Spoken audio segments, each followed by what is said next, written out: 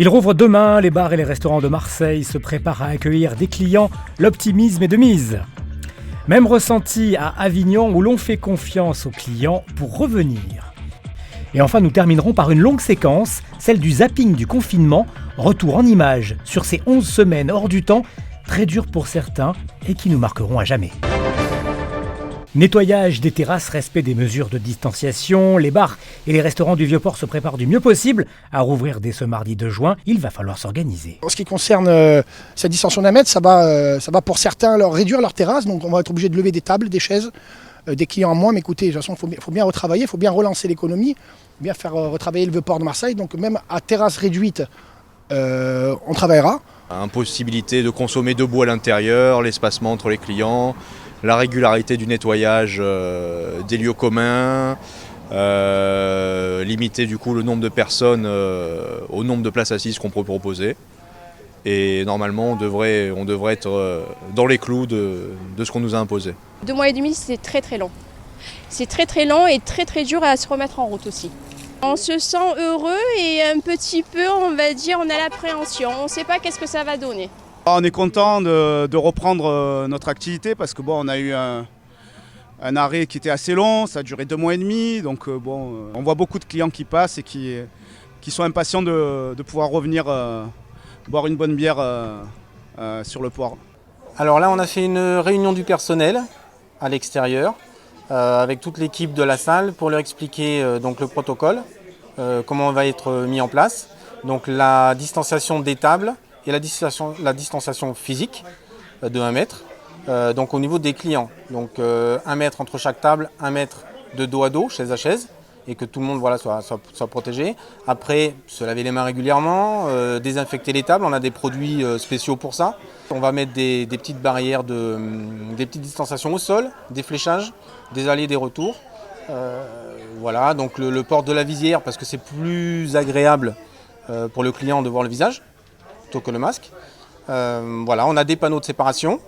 On a beau essayer dans tous les sens, on va être à 50% de capacité, je pense. Les gens sont ravis, les gens ont hâte de pouvoir repasser des moments sympas entre amis ou en famille. Ils en avaient besoin, voilà, sans oublier le corona évidemment, mais en essayant de continuer de reprendre une vie normale.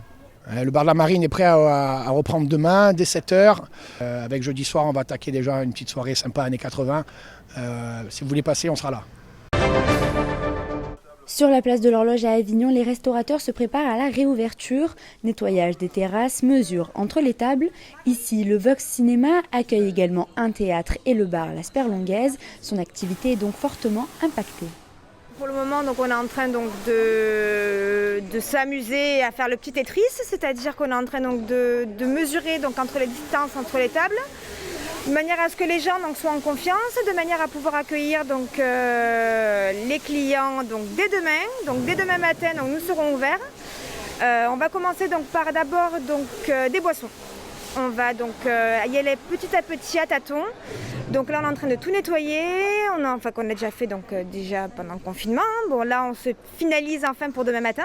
Donc, on a le bar, nous avons donc le stack, donc la restauration, nous avons aussi le cinéma et le théâtre. Donc nous avons vraiment majoritairement donc, toutes les branches qui sont impactées directement par le Covid, enfin par les restrictions sanitaires du moins. On attend donc le cinéma, donc maintenant pour rouvrir donc à la fin du mois. On va voir pour la programmation. Le théâtre, donc ça a été donc annulé, plus de festival, donc on est en train de rembourser. Et le bar donc, et le snack avec donc, les restrictions donc, imposées. Donc on va essayer donc, de se maintenir la tête hors de l'eau. Et on fait confiance. On reste optimiste, on pense que les gens vont venir, les gens se sentent rassurés, on met tout en œuvre pour que les gens se sentent rassurés. Voilà. Dès demain matin, il sera possible de prendre son café en terrasse. Ouf, on respire un peu. À partir de demain, en Provence, bars et restaurants vont rouvrir. La fin de 11 semaines de confinement. Retour en images sur une séquence que personne n'oubliera. Le zapping du confinement en Provence, c'est maintenant. Le Vieux-Port, comme vous ne l'avez jamais vu. Quasiment aucune voiture, presque pas de piétons et évidemment la plupart des commerces fermés. Les caddies se remplissent. À Marseille, beaucoup se sont rués sur les supermarchés ce matin.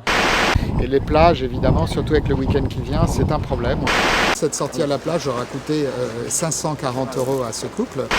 Police police nationale, pandémie Covid-19. Si vous n'avez pas de motif valable ou d'attestation, rentrez chez vous. Or, je vois beaucoup trop de Marseillais hors de chez eux. L'ambiance est pesante, tout le monde est inquiet, tout le monde ne sait pas comment réagir, les distances, pas les distances.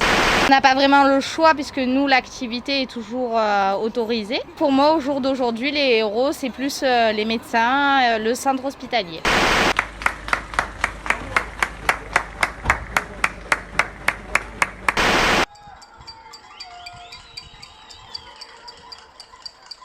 Alors je m'appelle Laura, je travaille à la réanimation des urgences de l'hôpital de la Timone. Bien sûr que ça nous fait chaud au cœur les applaudissements à 20h, c'est très émouvant pour nous. Beaucoup de soignants ne rentrent plus chez eux pendant la crise du Covid-19. À Marseille, cet hôtel leur a ouvert gratuitement ses chambres. Ensuite, on frotte bien entre les doigts.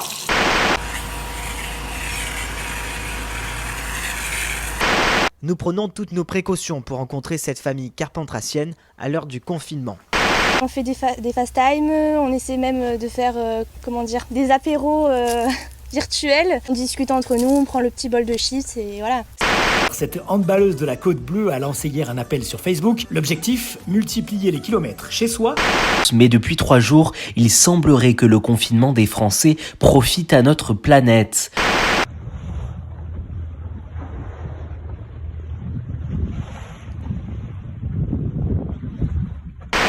Une file ininterrompue de près d'1 kilomètre. Ces patients viennent à l'IHU Méditerranée Infection pour se faire tester au Covid-19. Mais globalement, on est la meilleure équipe au monde en maladies infectieuses et la meilleure équipe au monde en termes de recherche à Marseille.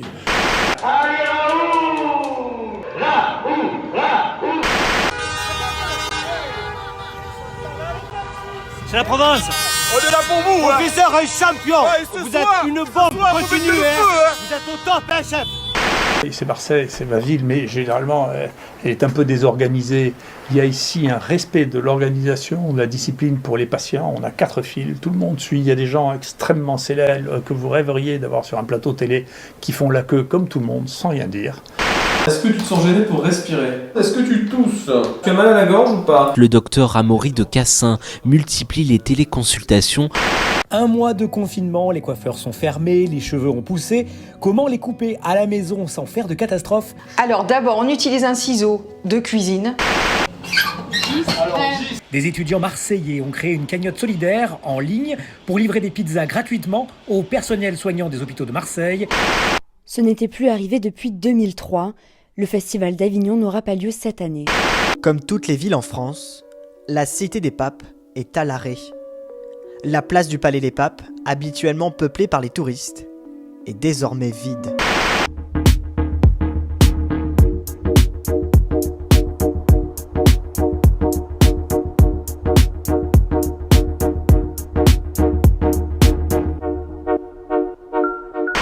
Il est 21h dans les locaux du journal La Provence à Marseille.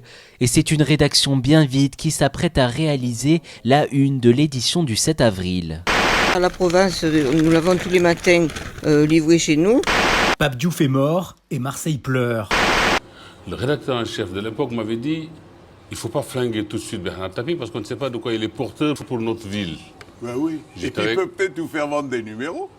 À 20h, alors qu'il se battait encore contre la maladie, le vélodrome vide résonnait au chant enregistré des supporters pour applaudir ceux qui se battent contre le virus. Ce sera encore le cas ce soir, car Marseille n'oubliera jamais son Pape Diouf.